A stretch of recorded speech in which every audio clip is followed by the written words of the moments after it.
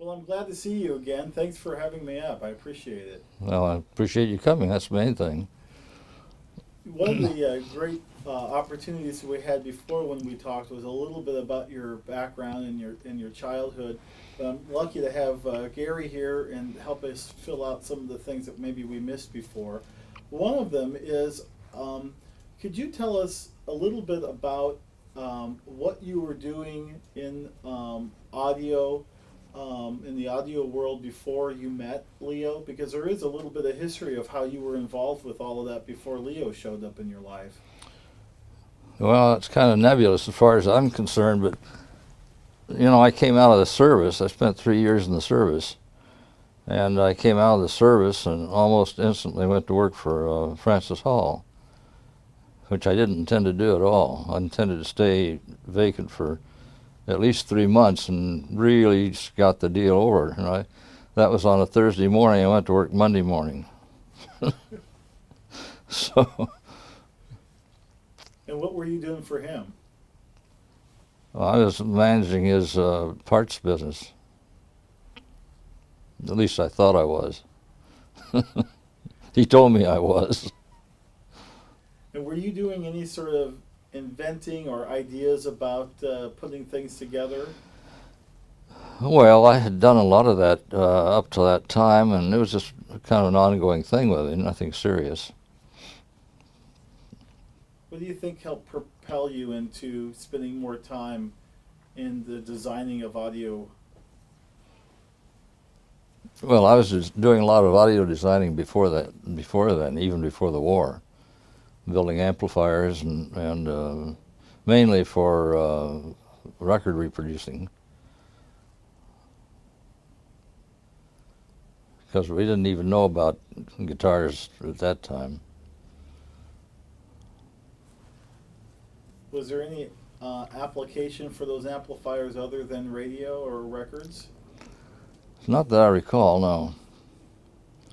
Except, the stuff that you could use in small band groups or hobby things of that nature. So, do you remember your first encounter with Leo? Because I think that was also before the war, wasn't it? Yes, I don't remember it because it goes too far back. It's rather nebulous. When I first met Leo, I had a radio equipment store, and he had a little repair shop in a service station. And I met him when I went to Fullerton to the service station to see him, and I started selling him some repair parts at that time. But he just had one little place in the service station for repairing.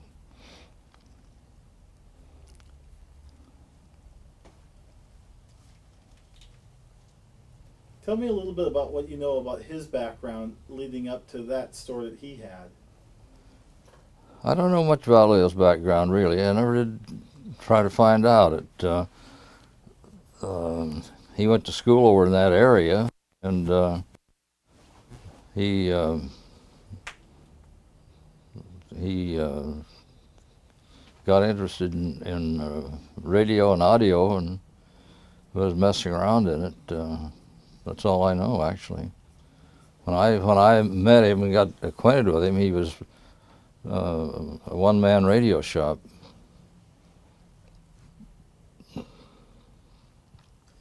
And that was really before he started messing around with anything in terms of musical instruments, right? Yes, yeah, yeah.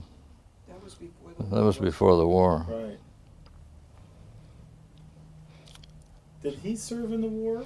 No, I spent 3 years in the service, but he didn't have to go because he only had one eye.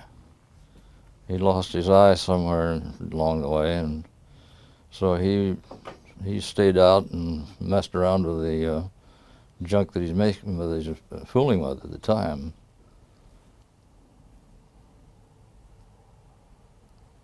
There's sort of an interesting story about how he got involved with electric guitars and amplifiers. I think based on the fact that he liked country music and he knew some of those performers that would ask him for some help. Is that about how you saw that develop? I don't know exactly how this all happened, but I think a lot of it was due to the fact that he had a guy working for him, a repairman working for him at that time, who was familiar with some of the artists, so-called artists at the time, and gradually things started working together, and he got interested at that time. What was your first partnership with him? Did he ask you for some help with an amplifier? Well, I was selling him repair parts, parts for his repair business, and he was piddling around with building some amplifiers and things, and I don't know, we just kind of gravitated towards each other and started messing around. Do you guys want to chime in at any time, since you know some of these stories? Yeah, some of Randall's background, which he didn't mention, that we talked about a lot, was his ham radio experience in the early years, which is, he did the same thing that a lot of hams in, was build his own equipment. Tell him what you did. When did that start, the ham radio equipment? That was 1933 or something like that. When I got my license and started building stuff. So you were about 16? Oh, I was about 10 at that time, wasn't I? Well, when you got out of the Army, and did Leo Fender have a big store by then? Had his parts business? There weren't any big stores in Fullerton, Wallace. Oh. But he had a nice store, yes. Has it grown since you left for the war? A little bit, yeah. Not a whole lot, but a little bit. We had a different location. And So he was selling retail. Was he manufacturing yet? he had records and some music stuff in there, and the amplifiers or the radio parts he was still repairing radios, and that was just a portion of the business. So, how far along was it when he started manufacturing the guitars, the solid state body? Well, I can't tell you that. I don't know. It was after the war. I don't know when it happened. Well, when you started distributing, when Radiotel started distributing for him, what was it they were distributing for him? Mainly amplifiers. And the amplifiers were for what? Record players or? Yeah, whatever you want to use it for. It didn't take long till we were distributing some little 6-string steel guitars. That he built? Yeah, they were just a single slab, with strings on it is all it was. It wasn't much. Crackle finish. Do you remember ever having a conversation with him about making the leap from just doing this repairing work to actual manufacturing of a product? I don't recall that at all. We kind of grew into it, actually, and he got into a little tilt-up building there in Fullerton, and we started doing some building at that time, but it was pretty small. In fact, Dale Hyatt was working for him at that time, and I just talked to Dale about an hour ago. Oh, really? Yeah. He's back in Texas. So Dale was working for him and they were building what, those little guitars that you mentioned before with the crackle finish, or? Yeah. Started out with that, and of course gradually it became more sophisticated. Was there a point then that you quit the business that you had to merge with him? Yes, I quit the business. I was working for Radio Tel as manager of that place, and there came a time in 1953 or 55, when 53 I think, when I just couldn't take it any longer, and I quit and started full time with the guitars and amplifiers. When you say you started full-time, there were four of you, Charlie Hayes, Francis Hall, you and Leo, and you formed a company together Mm-hmm.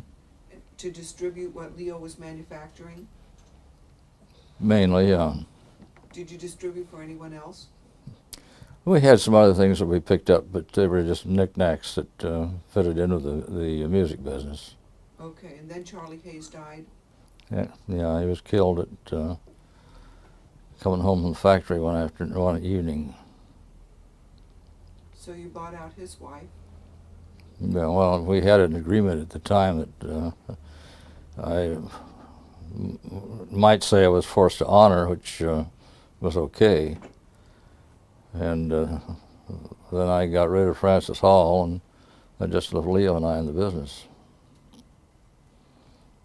Francis Hall, in the meantime, had bought Rickenbacker, and he was trying to make Rickenbacker go. At the same time, he was a part of my outfit, and I couldn't stand that any longer, so I got rid of him. I just called him in one day and told him what the story was, and that he could either go or stay, or I'd go and stay. Give me the money. Well, I don't have any money. I said, well, that's not my fault. I'm not going to put up with you in here running your Rickenbacker thing against me and still participating in this business. And it was fairly decent situation that we had. We didn't have any knockdown, drag out or anything like that, but I just flat told him I just wasn't going to put up with it any longer. And got rid of him, and that just left Leo and I in there. So that left you running the sales, distribution, and Leo running the manufacturing? Mostly, yeah. And what year was that, roughly?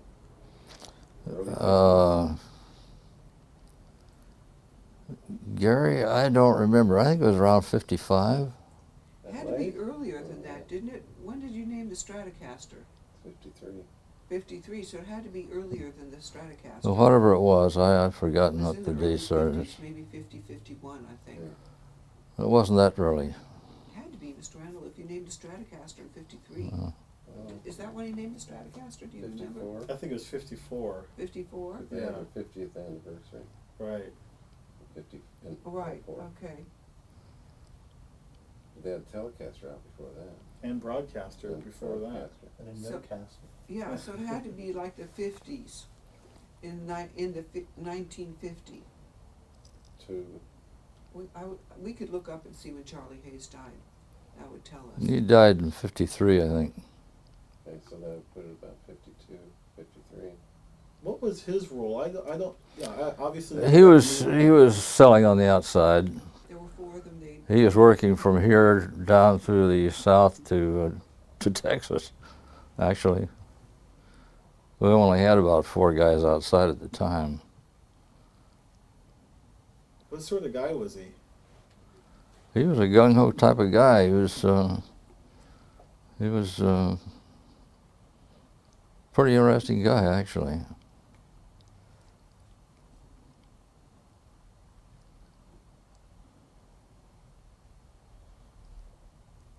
How so? Oh, just the nature, the way he did things, the way he thought and the way it's just hard to explain. I was very close to him and spent a lot of time with him. And he'd married a nice gal, and he didn't like a lot of things she did, but she did them anyhow. Was he a general aviation pilot? As you No, were? no. He didn't have anything to do with aviation.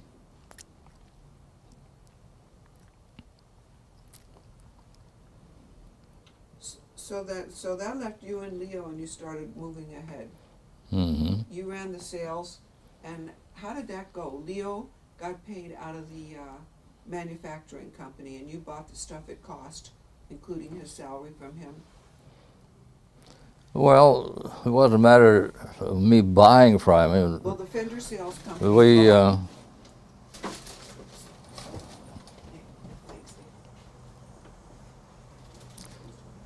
we had things going at the time that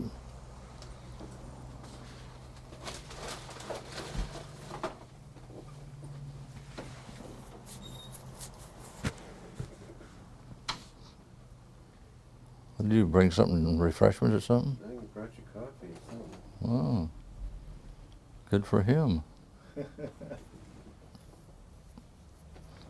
When you were started to sell the Fender product, your office or warehouse was in or near the factory at the time? No, no, we started when it was still Radio Tel. He had a place over here on Oak Street. That was the sales office? Yeah, yeah, that was the radio parts sales place, and it was also, we took what little bit of equipment that he made and sold it out of there. It was a small amount. Does anybody want coffee? Sure. Didn't you in the early days go on the road, so to speak, and sell the amplifiers? I did a lot of that in the early days, yeah, a lot of it. Kind of In fact, I was out 6 weeks at a time sometimes. You'd go out with a salesman and No, I was mainly off by myself. But then at times I'd find salesmen. We didn't have too many salesmen, you know. from the beginning. What was that like? Did you get a lot of resistance from dealers and so on, or were people pretty receptive? Well, we were selling a product with a different discount than most of the music deals, and I had to overcome that. Thank you. This is all part of the act. Yes, I'm impressed, yeah. You want some coffee? No, thank you. What, you don't drink coffee? I don't want to wake up right yet. Oh, I see. Early in the morning.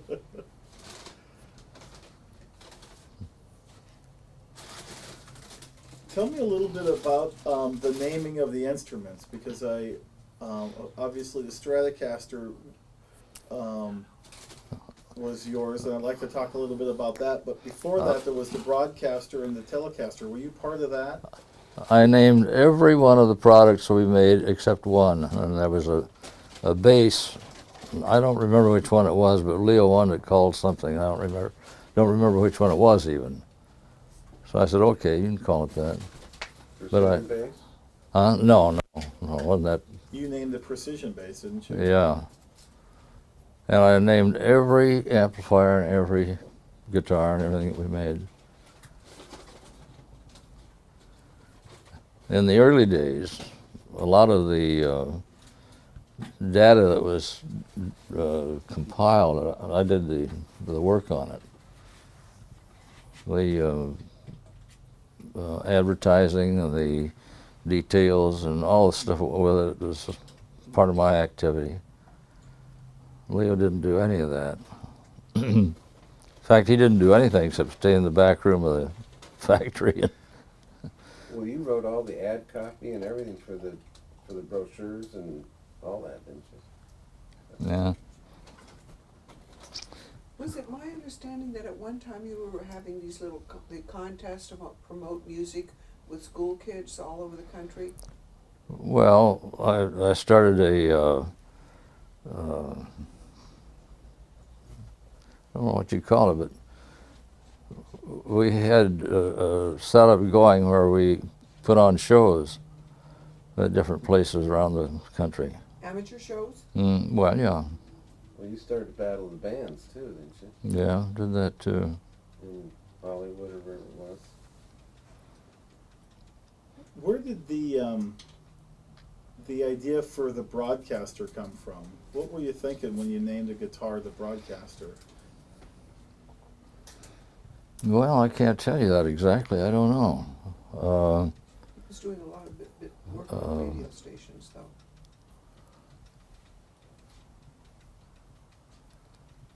We started out. The first guitar we had was a just a more or less slab type guitar, 6 strings.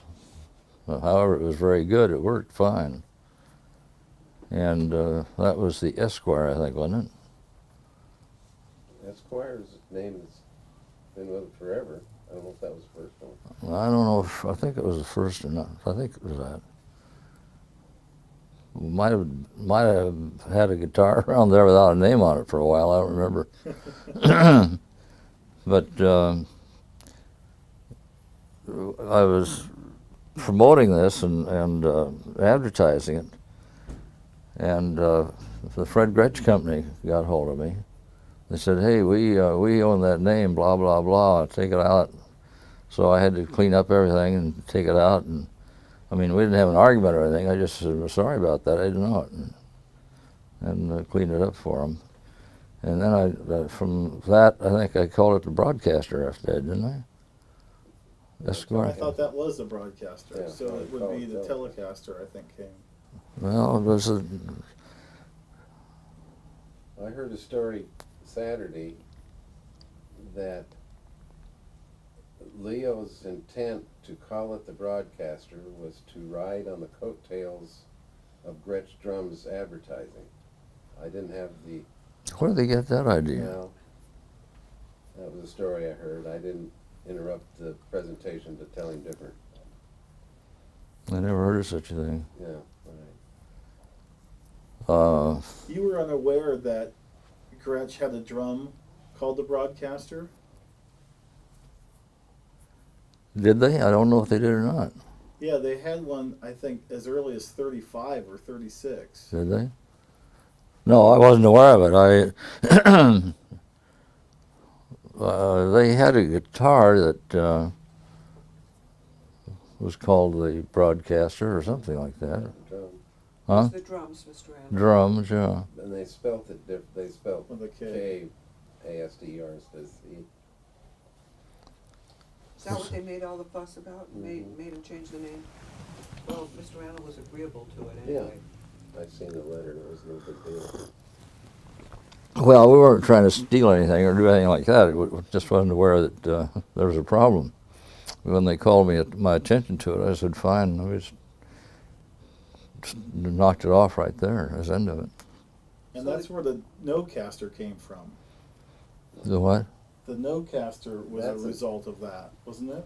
Yes, that is, but the no-caster is something that the collectors have called the thing over the years. You guys didn't call it a no-caster. No. Who calls what a Well, the nosecaster? collectors nowadays, if it doesn't have broadcaster on it or telecaster, it doesn't say that on the headstock, then it's a no-caster. Oh, I see. And that kind of came out of the collectors when they found out that there's 50 of them or 250 of them that had that didn't say any kind of caster on it. I thought the story was that after the lawyers at Gretsch said you can't use broadcaster anymore, the story I heard was the remaining emblems were cut so that it just said Fender. It didn't say anything on it. So those were referred to later as no-casters. So then I think we could only have had about 50 of them as far as that goes. It wasn't any big deal because we weren't selling much at that time. So did And, that prompt you to come up with another name that led to the Telecaster? well, yes, because you have to understand that at that time, we in the music business were all very close friends. Whether it was Gretsch or Gibson or whoever it might have been, we were all very close friends because we were very small. And I didn't have any intent to infringe on their stuff whatsoever. I didn't know I was doing it, so we changed it. But later on, of course, we started branching out and getting a larger part of the business until we were involved in Europe and all over.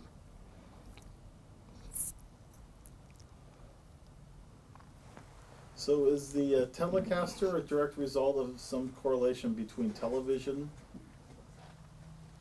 That was the story I heard. Who'd you hear it from? I don't know. I read it somewhere. Well, I don't remember. It's just something I dreamed up that had to have a name, and I wanted to keep it somewhere in the area. And after that, everything in the instrument field was pretty much related. It went from the Telecaster to from the broadcaster to the Telecaster to the Stratocaster to I don't know what all, but Jazzmaster guitars. Jazzmaster, yeah. Yeah, they all kind of settled out of that first thinking. The amplifiers that I named were, I don't know, I tried to get names that I felt were indicative of what the instrument did when it performed. I didn't know, most of them were, Bassman. yeah, Bassman and Deluxe. Twin River. they were just dreamed up.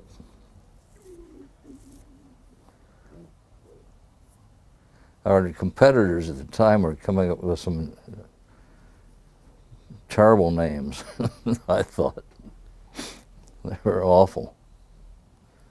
But I tried to keep them all within some kind of a touch of each other.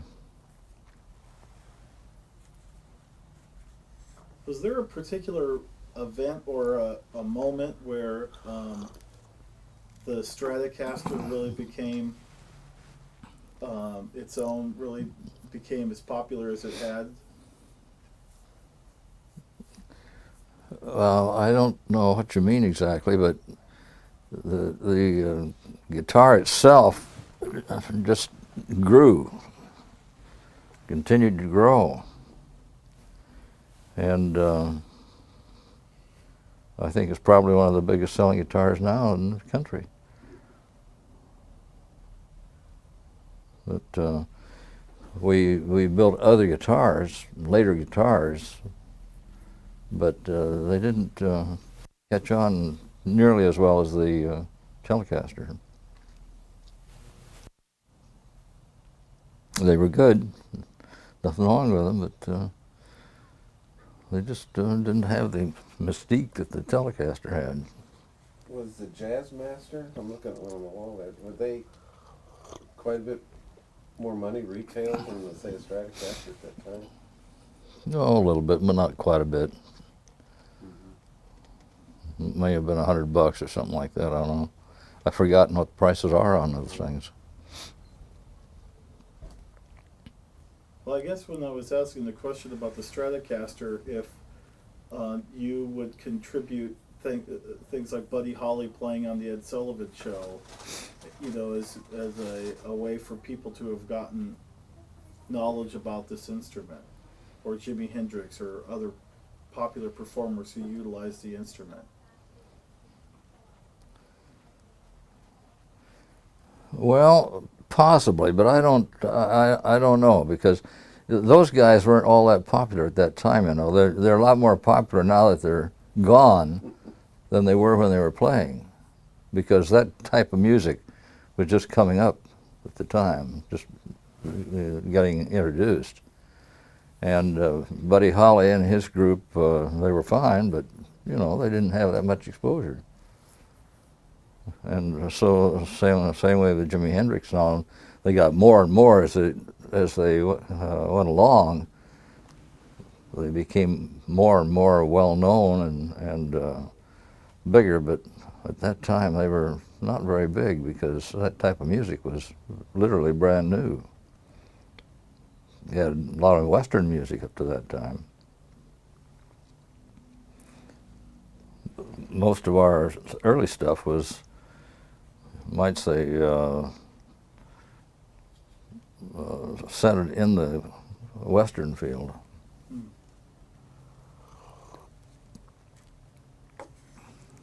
I also noticed during this time there was quite a difference in the catalogs that you were in charge of and creating.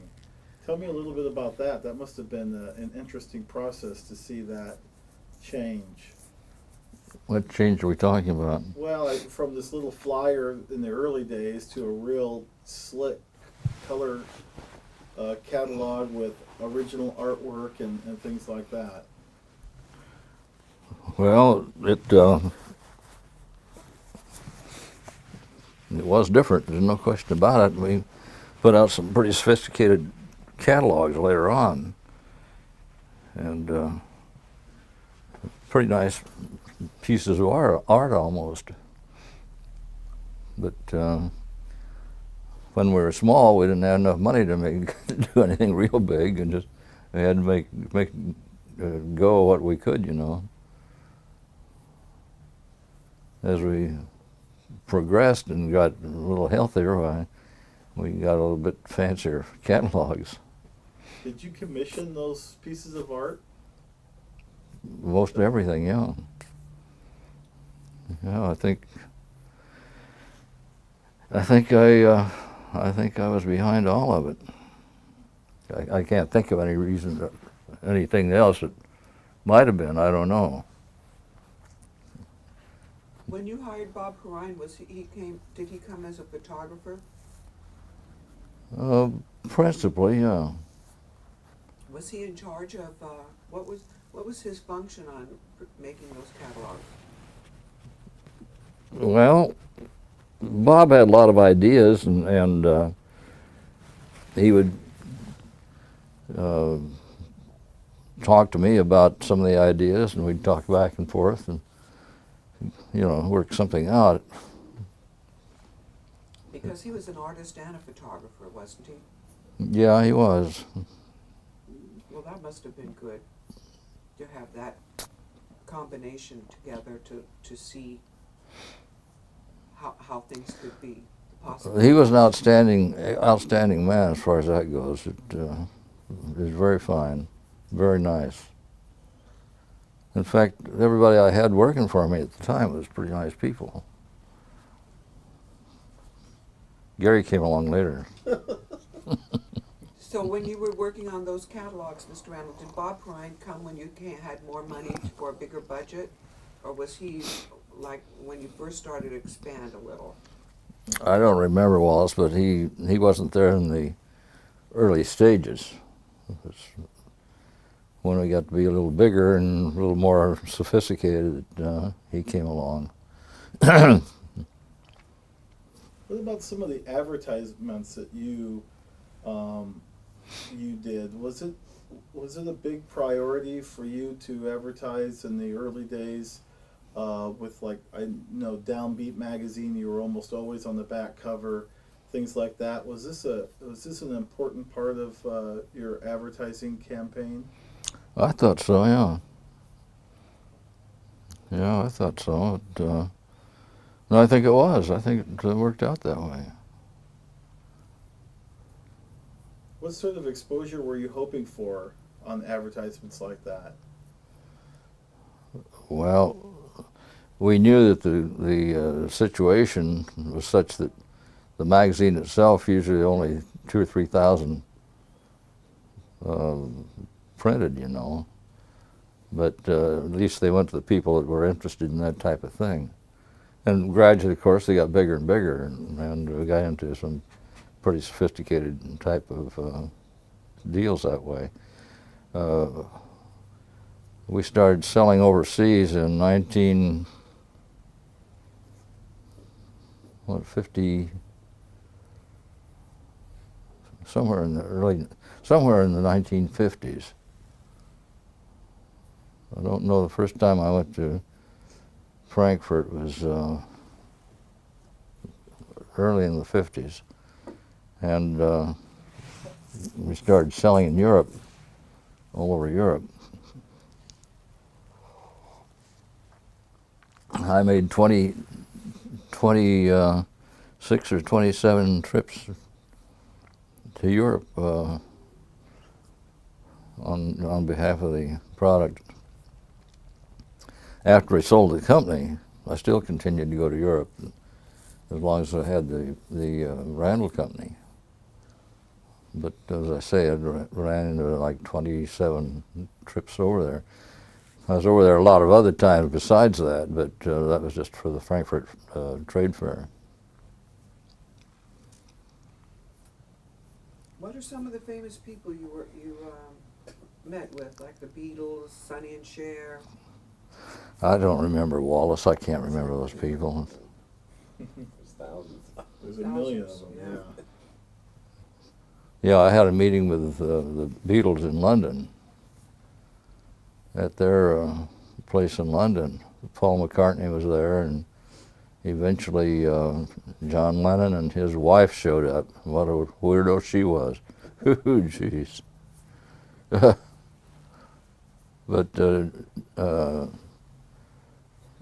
Paul McCartney was really a nice guy, very, very nice guy, and pretty sophisticated, and he was just a pleasure to be around. He was a nice fellow.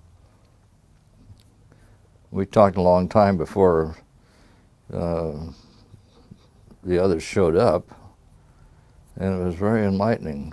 He was there first, and I don't know, we got something in some of the movies they were making from that contact. Let It Be, I think, was where they use a lot of Fender equipment. Yeah. That was, what, 66, 7, 8, something. Oh, no, it was a lot earlier than that. They came over here in 63. Well, it was before that.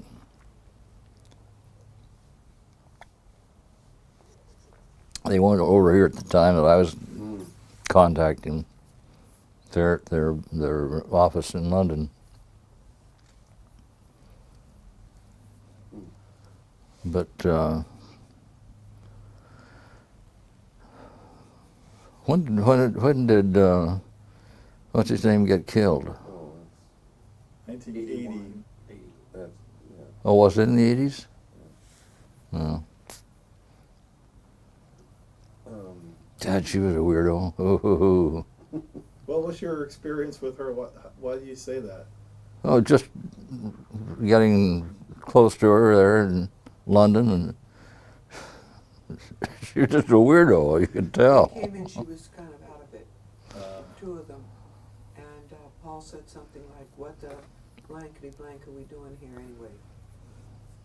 And they were kind of falling over the table. Yeah, she's sitting there at the table going all the time. I don't think she ever changed her expression. She might have said something, I don't know. But it turned out to be a pretty interesting situation because it did get us into a couple of movies. And, well, they never really gave up their original instruments, but they used some of ours in the meantime. But what's his name is still using that Hefner bass that he plays. Yeah, ugly bass. But when they did the thing on the rooftop, Let It Be, that was all Fender equipment. Yeah. They had Rhodes pianos, they had twin reverbs, they had all the guitars and everything. Yeah. Well, the Rhodes piano was part of the Fender company, right? Mhm. How did that happen, Mr. Randall? How what happened? How did you develop a separate company called the Rhodes Piano? It wasn't a separate company. Oh, was it? No. How did that work? Well,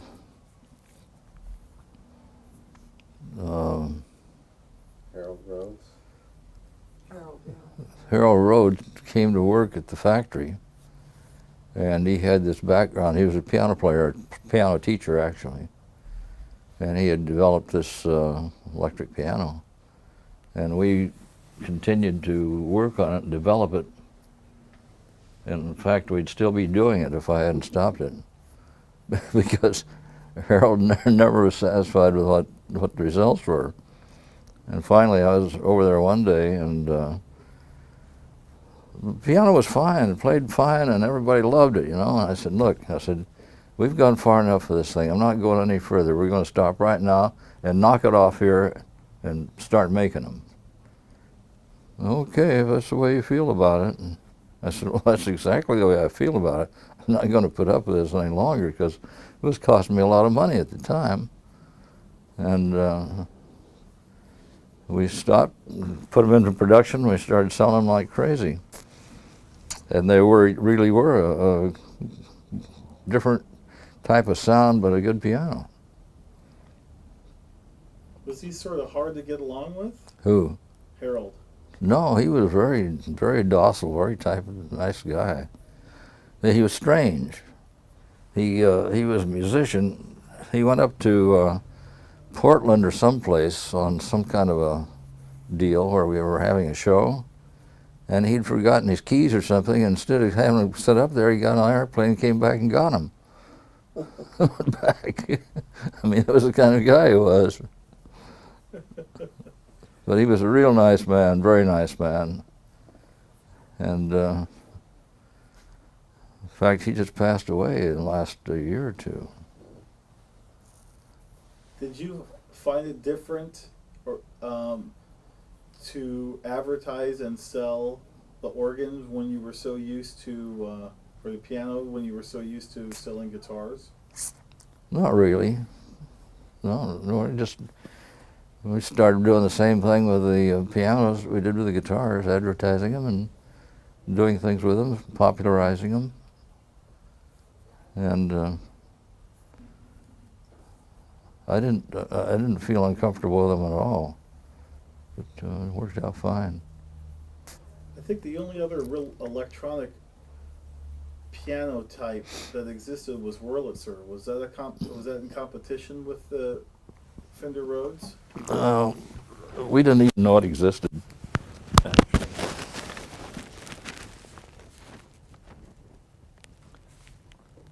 I guess they were playing it. We lost the lab. Oh. Let me change the battery. No, it just came off. Oh. The clip just came off. Literally lost it. Okay. Oh. I thought it was. He lost the signal. Let me try this again. Okay. Hide this wire. Where's your shot, Tony? Here? Yeah, that's fine. That's fine. That's working great.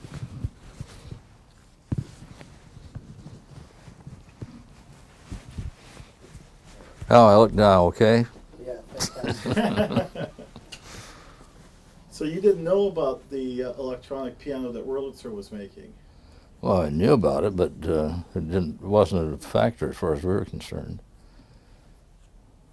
I don't think it lasted very long either, as far as that goes.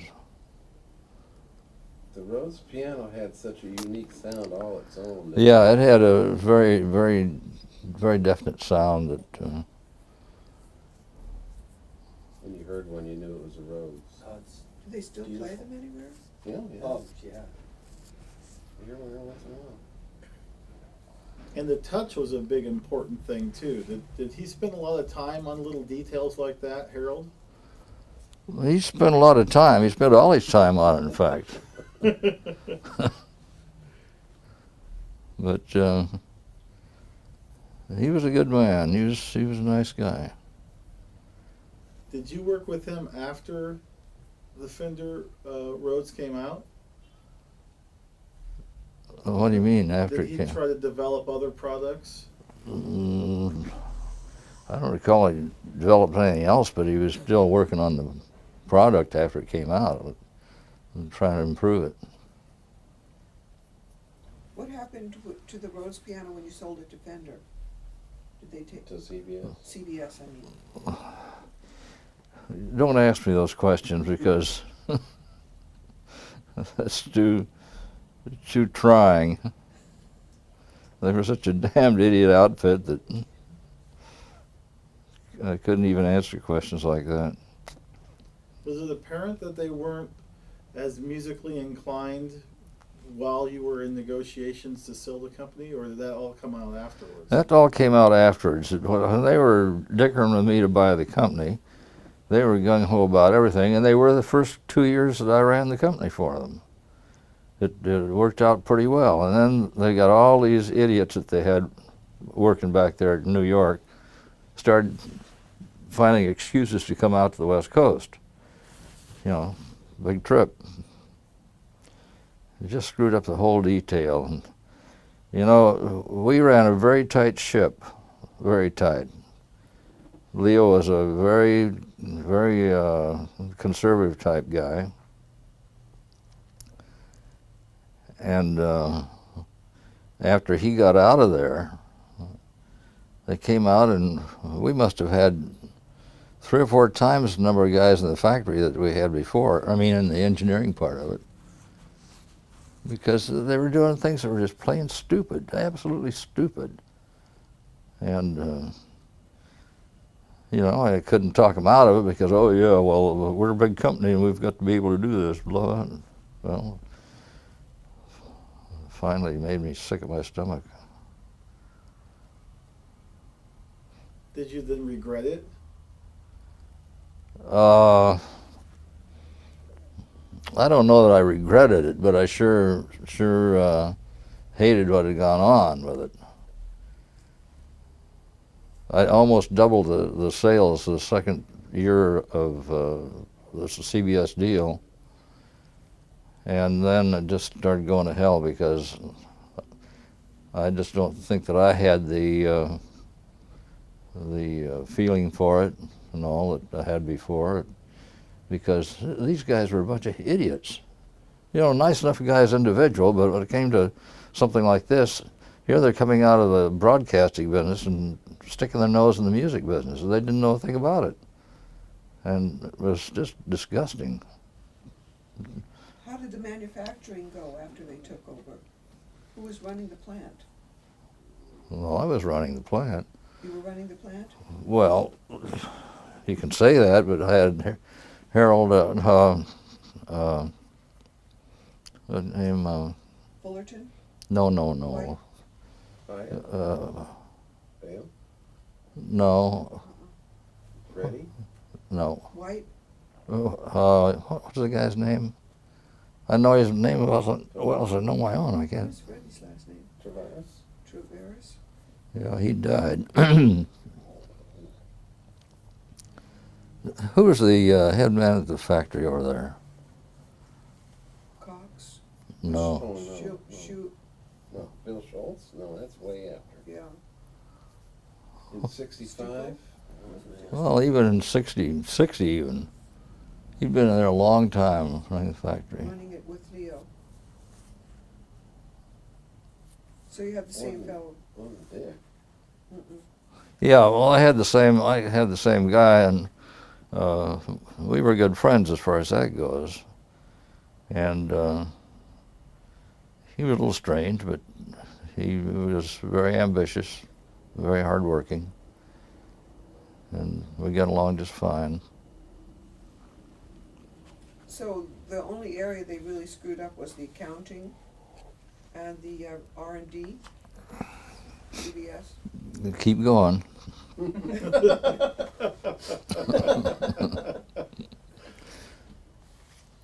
you know this, the term pre-CBS? What does that mean to you? When somebody refers to a Fender as a pre-CBS? Well, I don't know what it means to me, except that everything seems to start falling apart after that. You know, we had people in the factory that I don't know what they're there for even, and people in the parts inventory that were doing some of the screwiest things I ever saw in my life. But I think that the head people at CBS in New York imbued these guys with the idea that, hey, this is a big company, we've got to do this. And they came out and they wanted to buy everything in the country, and lots of it. Drove me crazy. Part of the contract, as part of the sale, was that you and Leo would stay on for a certain duration of time. I would stay on for 5 years. Leo wouldn't stay on. He had some kind of a minor contract. I don't know, for 2 years or something like that. But he didn't have anything to do with the company. It's just that they could ask him questions and things like that if they wanted to. He wasn't feeling well. He didn't think he was. He was a hypochondriac. I can't think of the guy. Right? He didn't have any pressure on him to speak No, I know of. he didn't, Mr. Randall. And Leo He was, had his own thing going on in his head. yeah, in his head. And he really wasn't physically incapacitated like he thought he was. But it wasn't long after we sold the company that he was in pretty good shape. He stopped. Tell me about the Music Man. How did that come about? I really don't know too much about it. I had a fellow working for me selling out on the road, Tommy Walker. And he got involved with, who did he get involved with? Do you know? Tommy Walker? Yeah. With Leo's money. Forrest White. Not Forrest White. Yeah, they were all in that Music Man thing. Forrest was? Yeah. I don't think so. And Tommy and... Forrest White was my manufacturing man at Fender. That's the one we're trying to think of?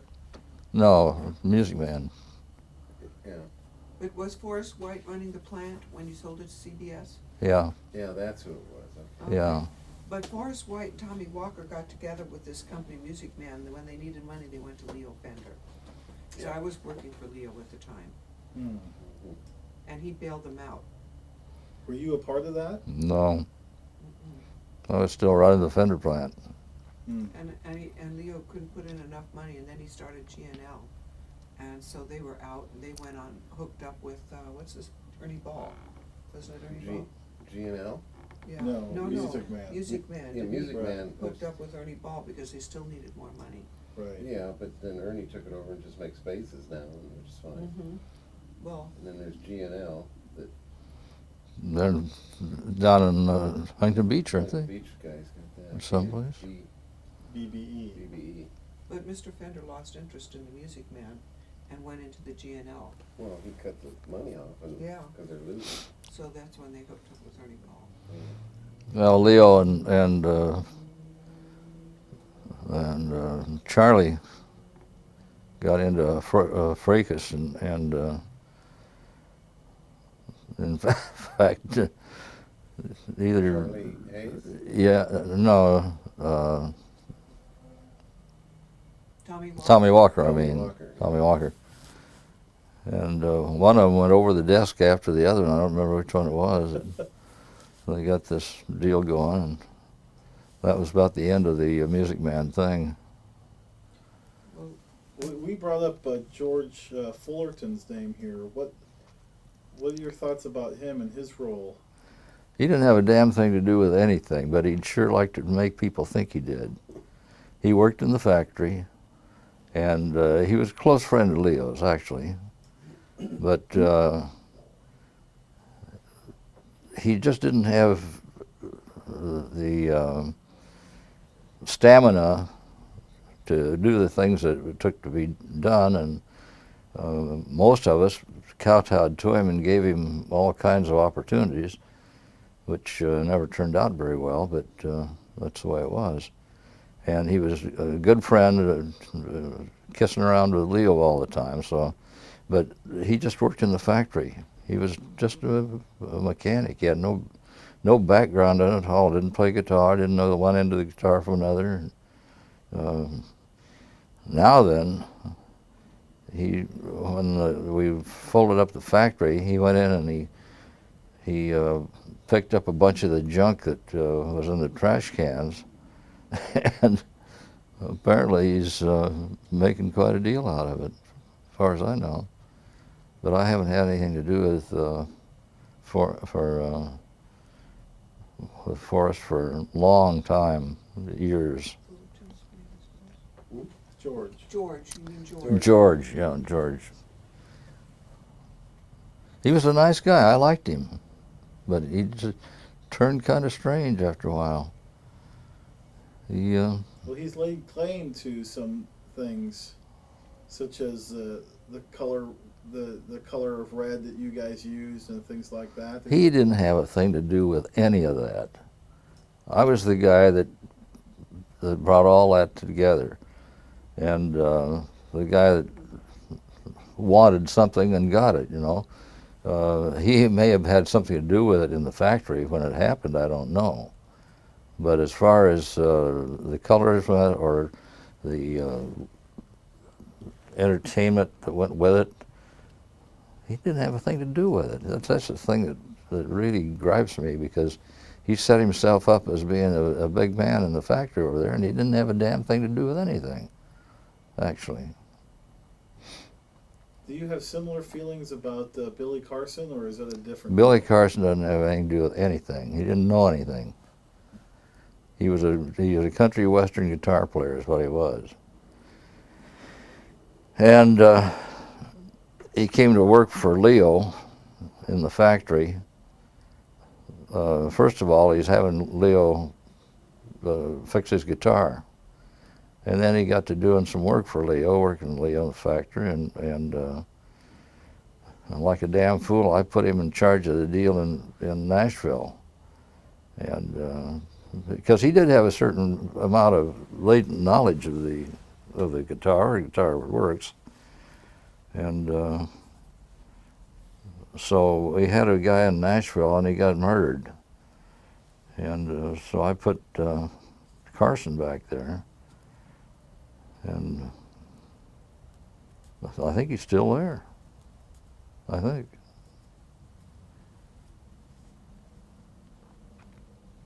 Well, one of his the things that he wrote about in his book was the contour shape of the Stratocaster and the dual cutaways and so on. Does he get credit for He any didn't of that? have anything to do with any of that stuff. Nothing. No, what would happen, Leo would come out with a rough copy of something that, well, we'd say the Stratocaster, for example. It'd just be a rough blank. And we'd put it out with some of the musicians to play for a while and give us some ideas. And that might happen to 3 or 4 different musicians along the way, and take the different ideas that they gave us and see which ones seemed to be the most usable, and eventually wound up in a guitar. But Carson didn't have anything to do with anything. He's just a big blowhard.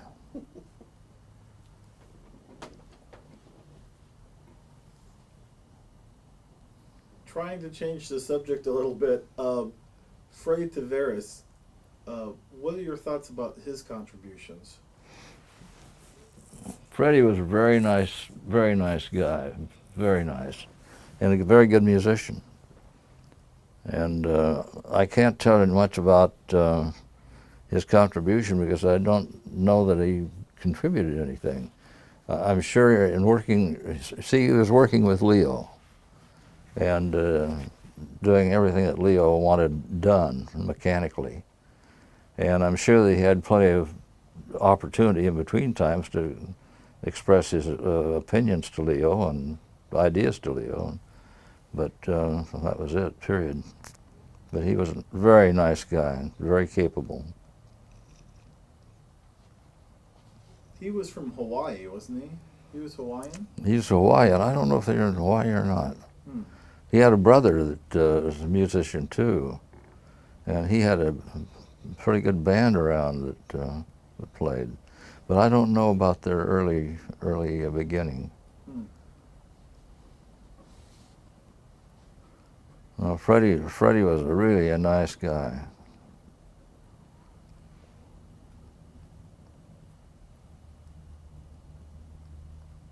When did Freddie start with Fender? Do you have any idea? I don't have the least idea, no. In the 50s? Mid-50s? I don't know, Gary. I think that he was in there pretty early. Yeah, I think he was in the 50s. And he stayed, I think, until CBS, didn't he? Oh, he stayed past CBS. Stayed past CBS. Yeah. He stayed till he quit. Recently. I mean, within the past 5 years, anyway. Oh, no. He's been dead a long time. No, Yes, he has. Been dead a long time. how long? I've been that long. More than 6, I know that. You think so? Yeah. Yeah, long time. Whatever a long time is, I don't know exactly, but it's a long time. So what happened after your 2 years was up with CBS? My 5 years, 5 years. I was out of there. The same day? I mean, you didn't wait much longer, huh? Not at all, no. Was there a conflict with them? Always. I mean, at the end, you got a call saying we don't want you, you're leaving today or something? Well, I don't remember that particularly, but I was fighting with them constantly. They were a bunch of clowns. Did you leave before your 5 years were up or exactly on the day? I don't remember that. I think it was a little bit before. I think they knew he was going to Yeah. leave and they said, get out. Hmm. He was ready to kill him. Did you already have ideas of the Randall Amplifier Company at that point? No, I didn't. I didn't have any idea what I would do. You know the 6 months he was going to take after the Army?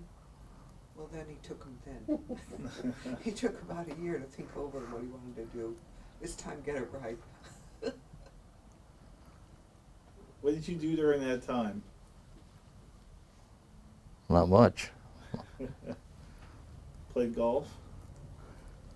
Played golf, and Tommy Walker and I knocked around and went different places, one thing and another. Did you travel with Mrs. Randall? Well, that was all the time, but that wasn't just then.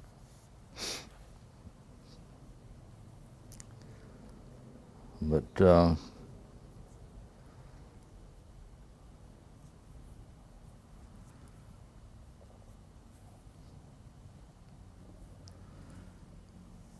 it was a strange deal at the time because I couldn't really make up my mind at first what I wanted to do. I didn't know if I wanted to go back in the music business, or I wanted to do this, do that, what. Finally, I decided that I knew enough about the music business and all about it that at least I thought I did, and so I'd probably be better off doing that. And that's when I started messing around. I had a studio out here that for about 6 months, and then I bought a building in the Irvine complex, and started in there. Did you have a specific product in mind when you started the company of what you were going to do? Well, I wasn't going to make guitars. I was only making amplifiers and related equipment. And we made a lot of them.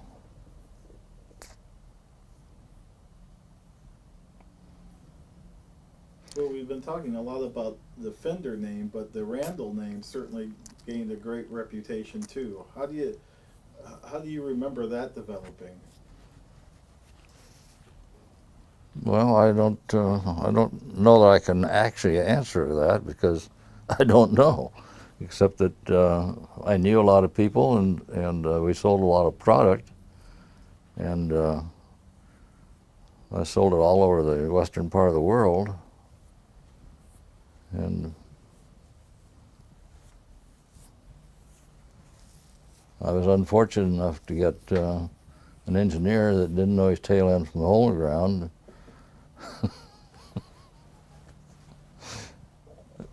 Now, Gary was one of the best things that ever happened to me.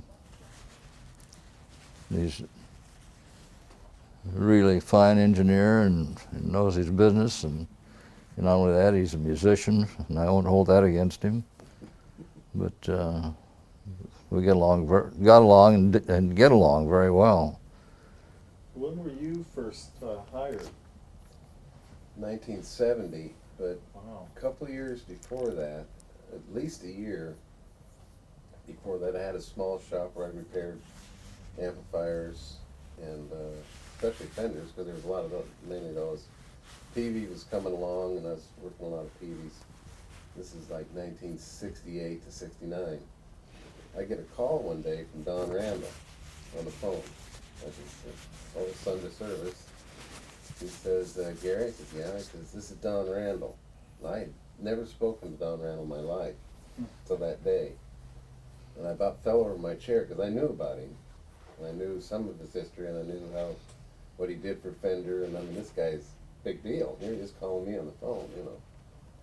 He says, let's go to lunch. I want to talk to you about amplifiers. I says, yeah, sure, let's do it. So he came by and picked me up. We went over to the Elks Club on 4th Street, or wherever it is, or Elks Lodge here in Santa Ana. And we started talking about amplifier designs, and Don Randall knows a lot about amplifier designs. He was talking about hybrid designs, which means using tubes and solid state devices. He talked about tubes and their performance, and 6L6s and all these new tubes that he discovered on his own, dug out the books and went on his own.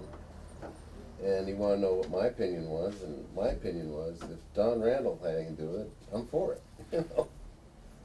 So after lunch, he dropped me back off at my shop, and I didn't hear from him for about a year. So my wife says, well, what's happened to Randall? I said, well, I don't know. He never called me back. So in 1970, he calls me up and says, can you put a master volume control on one of my amps? I said, oh, yeah, sure. So I put the master volume control on the amp. You know, I gave him a schematic, and I said, yeah, here it goes. You put this in there.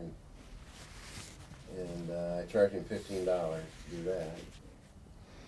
And then he said, Highway robbery. highway robbery. So I get home, and my wife says, well, did Randall hire you? I says, no, I did what he wanted me to do, and well, I think he wants to hire you, Gary. He says, oh, well, you think? Anyway, that went on for a couple of trips between Irvine and my house in Garden Grove, and finally my wife says, well, either you're going to work for Randall or you're not.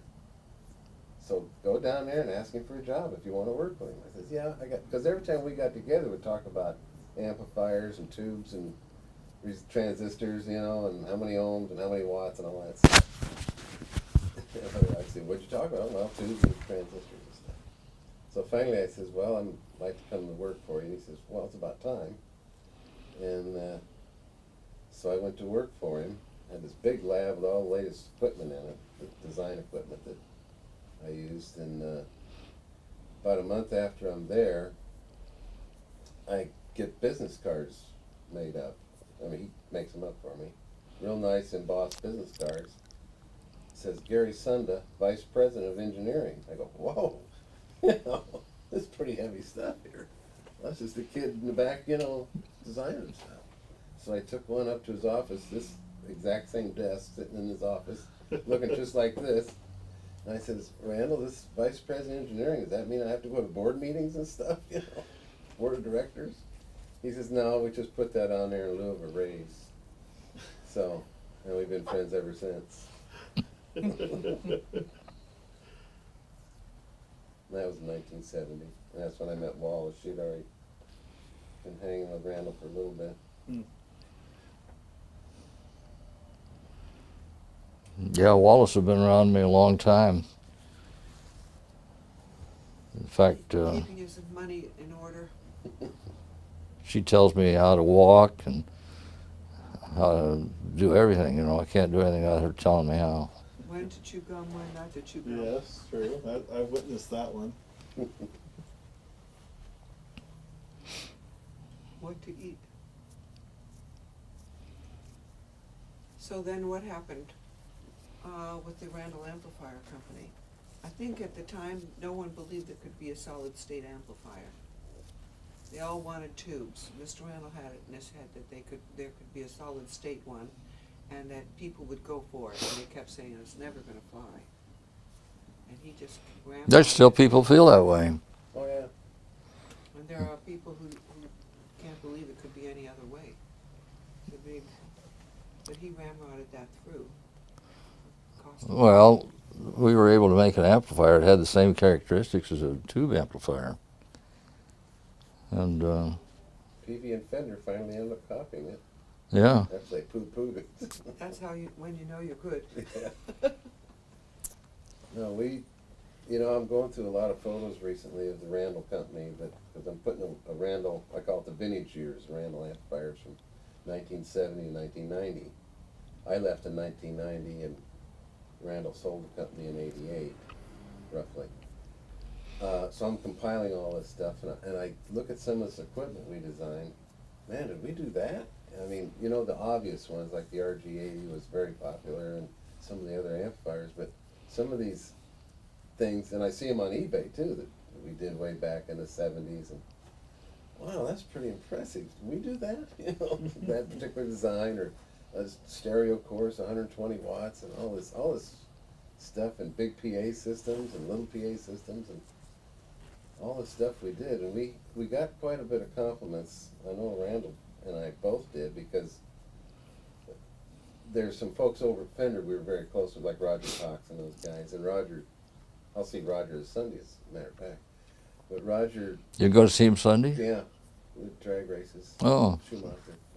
Anyway, so Roger always came over during the NAMM show and talked to Randall, of course, and say, how many engineers you got? And Randall says, well, it's just us, Gary, He says, well, you got 6 new products here.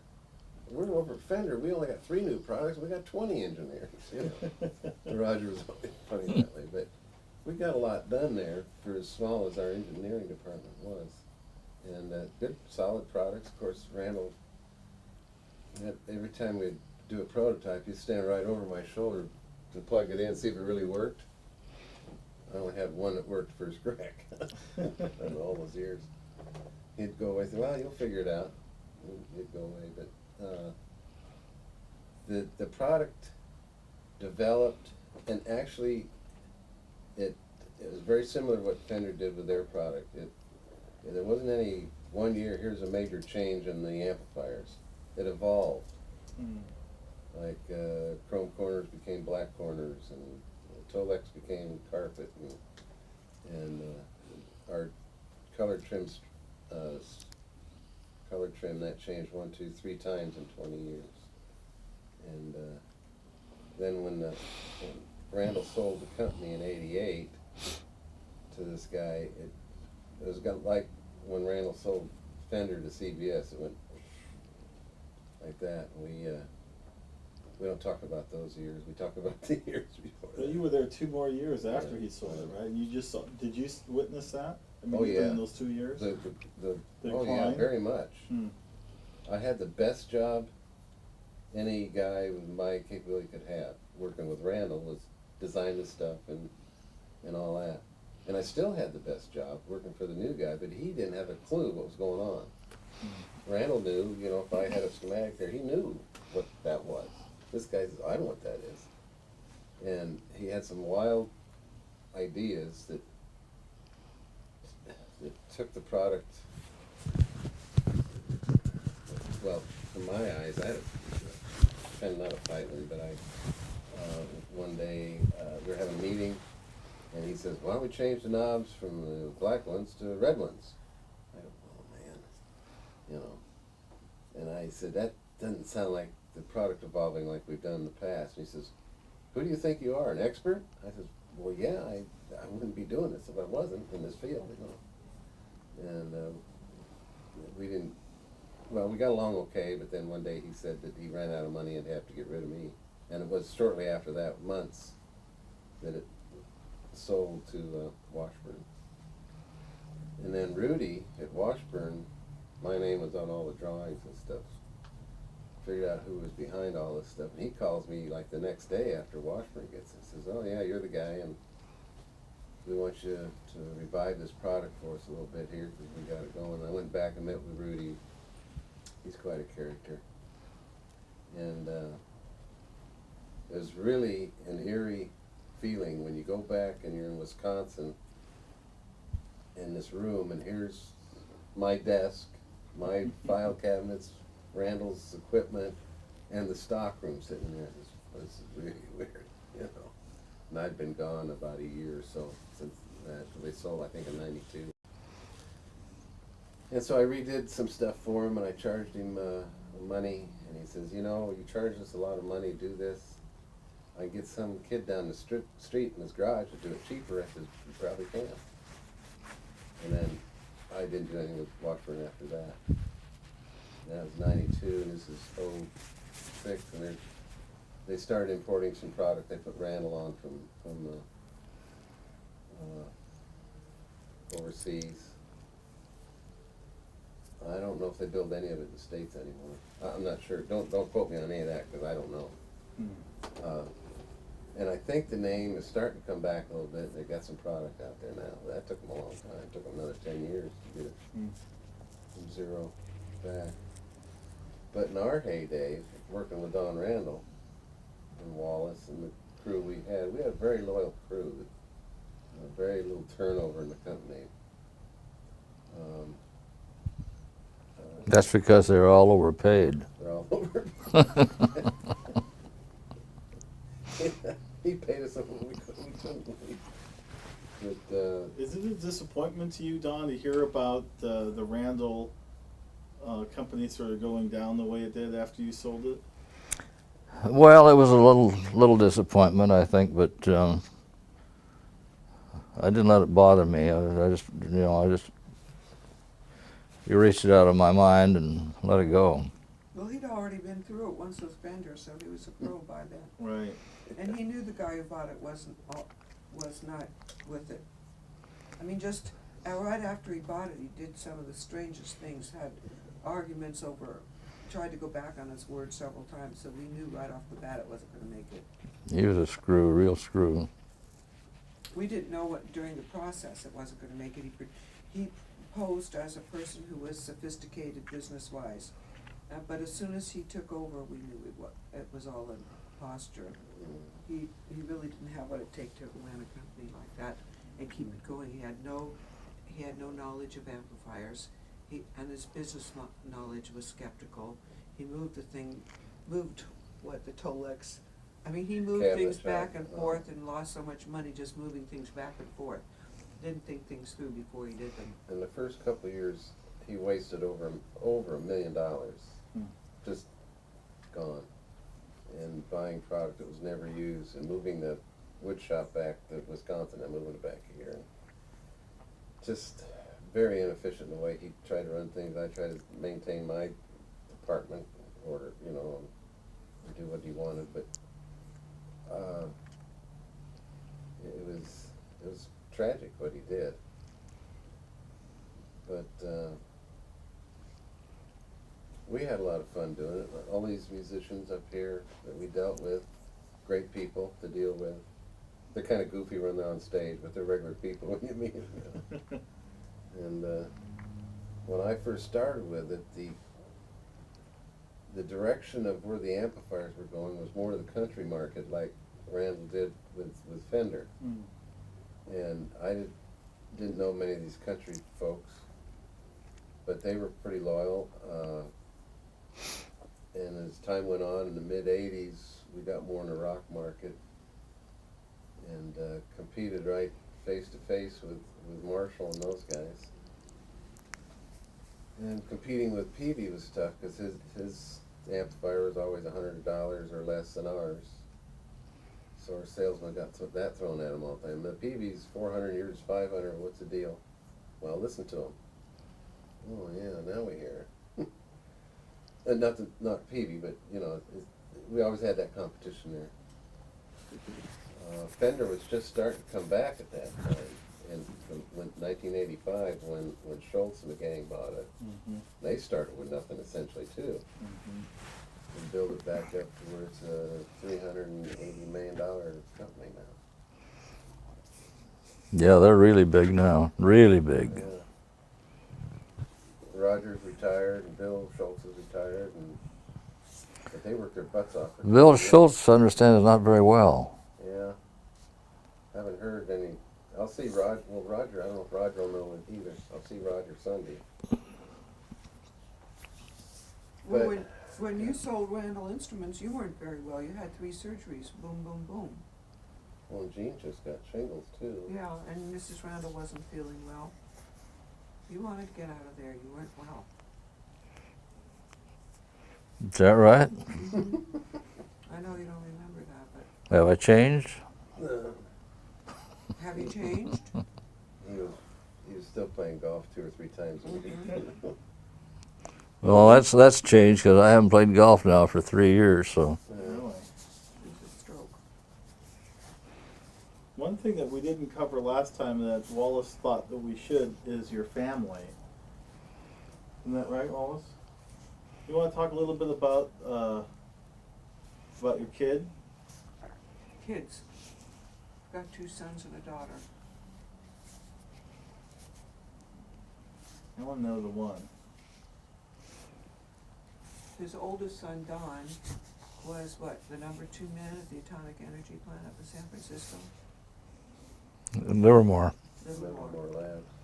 And that's the top spot's an appointed spot. He was right under that. And then Tim has the number 2 son has his own law practice here. He's very successful.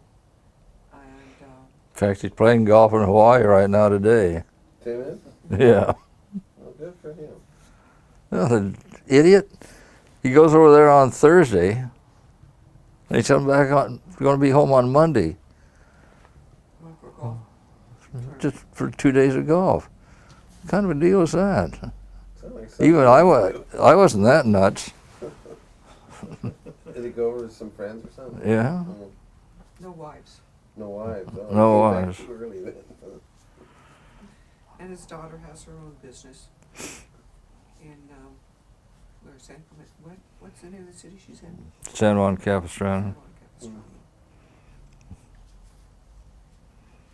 So, very nice family. They all have kids. They all love their dad. I met Tim in like 1969, his son. He was going to college. And I guess I met him in the summertime, and he had long hair, light, almost blonde hair down here. He looked like Ponytail. a ponytail. Now he's a Overalls. lawyer, you know. Yeah. Hello. With short hair, and he looks, Yeah. Can't you talk back to you? So where are you? well, you know a lot about Randall's. Oh. Well, she's tied up right at the moment, so you can talk to her a little bit later. For a long while, so. Okay. Also, I interviewed him once before, so that helps. It's on your girl's on her cell phone. Have you read Tom Wheeler's book? I have, yeah. Yeah. You handed it out, I think, earlier. Yeah, Tom's, and Rand, Richards? Well, yeah, that's another good one. Yeah. He lives close by. Do you know him? Yeah, well, yeah, I've known Richard for I years. thought he might be a nice interview one of these days, but I They haven't both been able sat to at work Randall's out. table at the NAMM thing. Did they? Yeah, Richard sat with Randall and us at the and Wheeler. Wheeler, I Well, both Randall and I dealt with it because I did a lot of the, and Randall, of course, at Randall, the advertising and be in contact with magazines and stuff. So we knew Tom Hmm. when he was editor there. And I hadn't seen Tom in years, and he shows up at the Fender deal, the MC. MC at Randall. He was great. Hmm. What a neat guy. Well, back then, when he was taking $5,000 a month from Randall to run an ad, I thought he was a bandit, you know, to run an ad in Guitar Player magazine. But and Randall used to say, Wheeler would call up Randall and say, "Well, what ad should we run this month?" And Randall would say, "Tom, I told you if we don't send you any new stuff, run last month's. Remember?" I don't remember Tom would particularly. say, "Oh yeah, I guess so." Anyway, so we had full page and Guitar Player for years, Yeah. and he'd be a good one to interview too. He would be, And yeah. Richard lives right. I hear Fullerton. it. Yeah, I talked to him once, but I Did just ya? I never got it. Richard's pretty well tied up with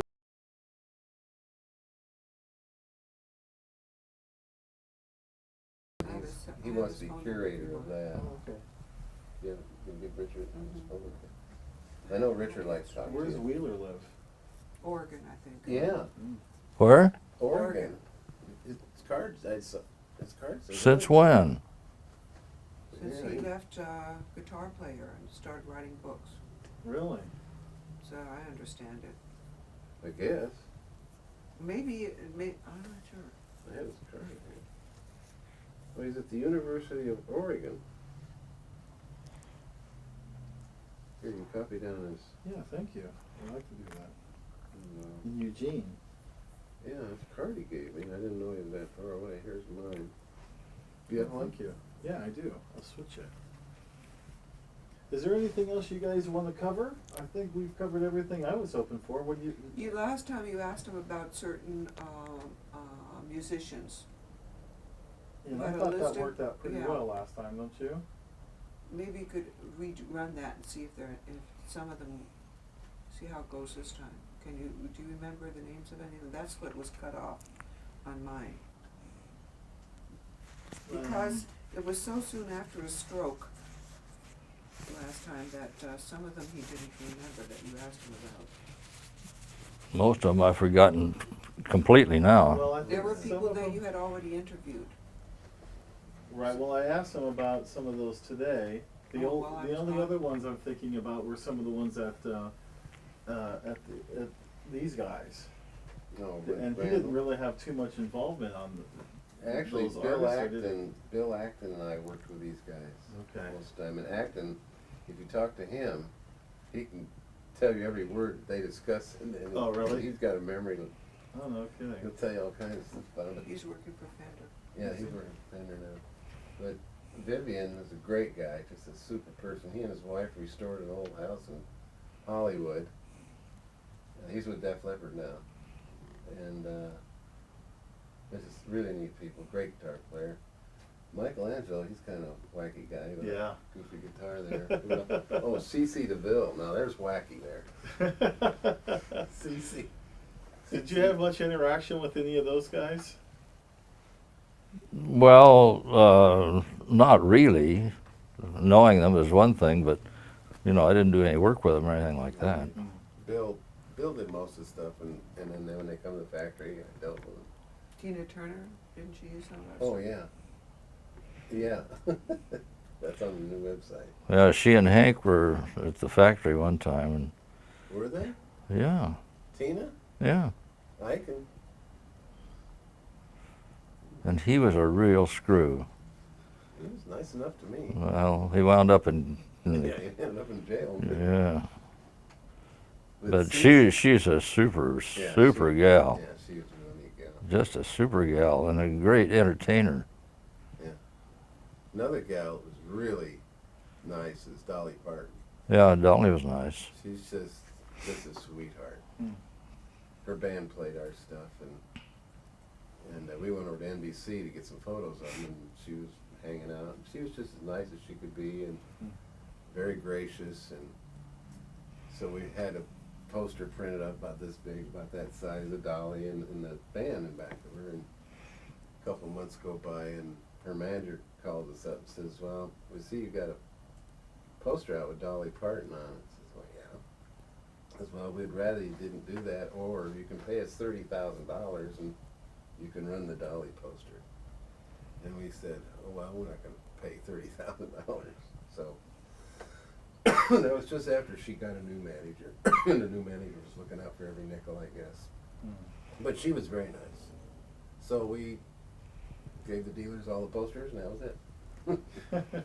There were two other big groups at the time. Who were they? Country. No, rock and roll. Oh, Def Leppard and well, George Lynch with Doc and There were a lot of them, actually. You know? When There's Mr. a Randall couple. sold the company, 8 out of the top 10 rock and roll groups were using our equipment.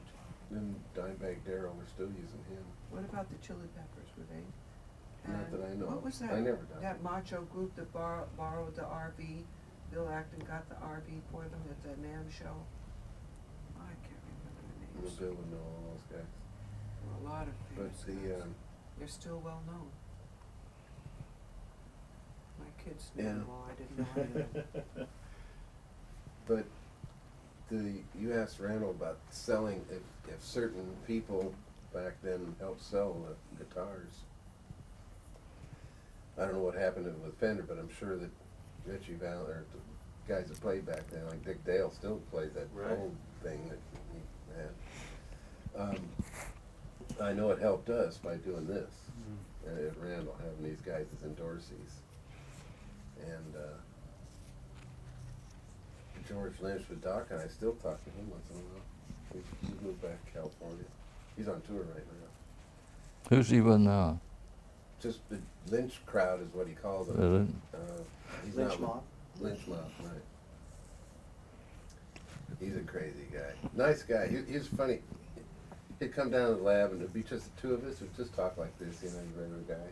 Or I'd see him in a NAMM show or something, and we'd be talking. All of a sudden a crowd starts to form because of George, not because of me, you know, he's a big star. And his whole attitude would change. Hmm. He always, all of a sudden, became a rock star, you know. And he gets these airs about him. I said, George, what's going on? Well, these folks want autographs or something. I said, well, do whatever you do. Take it easy. Yeah, but he's a good guy. Huh. But he started out, I don't want to picture him in here, but he was a little skinny guy like me when I first met him.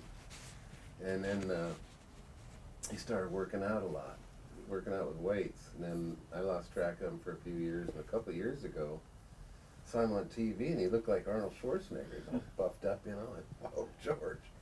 So I talked to him on the phone like the year after that. I said, George, you still working out there? He said, oh, no. I said, you still look like that? I said, no. I don't quite look as buff as I used to. And then he took up smoking. Oh. He was really, in all the tours and all the stuff he did, he was anti-smoking and drinking and all that. Well, he had beer. He drank some beer. And drugs, he's anti all that. And I saw his roadie a couple months ago. I says, Gary, you don't believe he took up smoking. Hmm. I says, you don't take up smoking when you're 40 years old. You take it up when you're 20, you know. Said, yeah, he's smoking. Tell him I said he's crazy because I just quit a year ago, you know. Hmm. Oh, George. But these guys, when you get to talk to them like we're talking here, they're just regular guys, and Yeah. they just play the guitar better than anybody, you know. And that's the thing we don't have today, if you notice. When Fender days and all those guys were playing Fender guitars and you knew their name, and Randall and all these guys, all the rock stars who played, Eddie Van Halen, all these guys were, I call them guitar gods. You don't have any of those anymore today. You guys there's guys on stage playing it, scrubbing away on it, but there's nobody that really plays the thing in rock. Hmm. There's no guitar solos. No guitar solos, not one. I went to a concert less than a month ago to see NXS. Mm-hmm. Good group. 4 guitar players up there at one time, and you know, keyboard player, double. None of them played a lick. They all scrubbed the No chords. kidding. Huh. Oh, well, I think one guy played, you know, that was about it. Wow. Nice to see. Out of 4 guitar players, there wasn't one guitar solo that amounted to anything. And I'm That's sure they sad. know how to play. You know, they're not like they don't know how to play. You could probably get a job doing that. Quite a good job with one Yeah. But and they're still selling more guitars today than ever have. amazing. Fender's going through 1,000 Stratocasters a day. Hmm. Stratocasters. And where do they go, do you suppose? That's what I'm wondering. Everybody wants to have 3 or 4 guitars, But Mr. Randall. you got to have some guitar players somewhere. But I only got 2 Stratocasters, so I'm falling way behind. But somebody told me this, and I told Randall and Wallace. Maybe you know more about it. But somebody took a survey, because I wondered where 1,000. I think Roger Cox. Somebody did a survey of guitar players and how many guitars they had. Oh yeah. And maybe it was done through Guitar Player magazine. I think it was vintage guitars that ran. Well, how many vintage they have? No, I think it was vintage Vintage guitar Guitar that ran magazine? that. Yeah. And the figure I heard was guitar players, people that think they're guitar players, they're not pros. I mean, there's only a few pros that really make a living at it. But people that like to play guitar, they have an average of 7 guitars. And I thought, 7, that's an awful lot of guitars. So I went home and I counted all my guitars under the bed and well, I got 8 guitars, so I guess. You're above average. I mean, I guess. So some of them, some of these guys got a lot of guitars. Yeah, yeah. And I guess that's it, Randall. The guys that already got them are going to get one more. How about the big rock guy? He got a bunch of his guitars in the. At the Fender place? No, they were having some kind of a show or something recently where you got some enormous prices for his guitars. Oh, Eric Clapton? Eric Clapton, yeah. Well, they sold a Clapton at the NAMM show at the Fender Yeah. Jubilee that they did in honor of Mr. Randall. They sold an Eric Clapton. Who were all those Oh, fellows? there's a bunch of them. Who's the 10 general? guitars. Can you believe it? They had a big party for me at the Fender I have thing. pictures of it if you want to see it. Yeah. It was great, just great. Right? I knew you You How find- how many people they have there? About 500? Yes. Yeah. I've got the 500. program here. It tells you all the famous people who signed those. Tom Hanks. Oh, yeah. Mr. Randall brought as much money. Don't as go Tom through Hanks. there. You'll wreck the. Yeah, and if you find the disc, I can show everybody. Who's that fellow they call the general?